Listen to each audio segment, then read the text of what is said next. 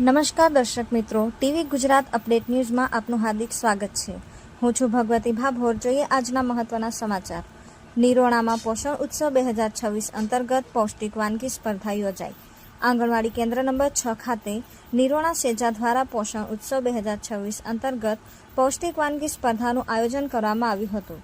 કાર્યક્રમમાં આઈસીડીએસ ઘટક કક્ષાના સીડીપીઓ મેડમશ્રી, સુપરવાઇઝર બહેનશ્રી, એનએમએમ બ્લોક કોઓર્ડિનેટર, પીએસઈ બહેનશ્રી સહિત વિવિધ વિભાગોના અધિકારીઓ અને કર્મચારીઓ ઉપસ્થિત રહ્યા હતા.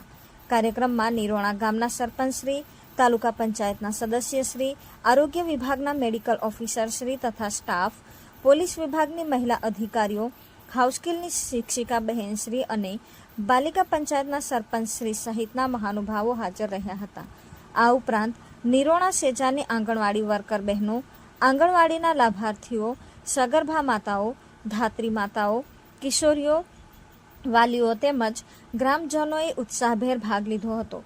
પૌષ્ટિક વાનગી સ્પર્ધામાં મિલેટ તથા THRમાંથી વિવિધ પ્રકારની પૌષ્ટિક વાનગીઓ તૈયાર કરવામાં આવી હતી.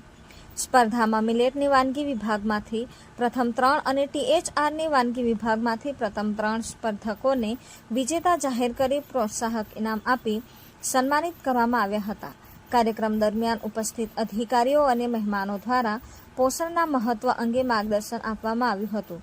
ખાસ કરીને સગર્ભા માતાઓ, ધાત્રી માતાઓ અને કિશોરીઓમાં પૌષ્ટિક આહાર અંગે જાગૃતિ વધે તે માટે વિવિધ માહિતી આપવામાં આવી હતી. રિપોર્ટર ગોવિંદ માતંગ, નિરોણા.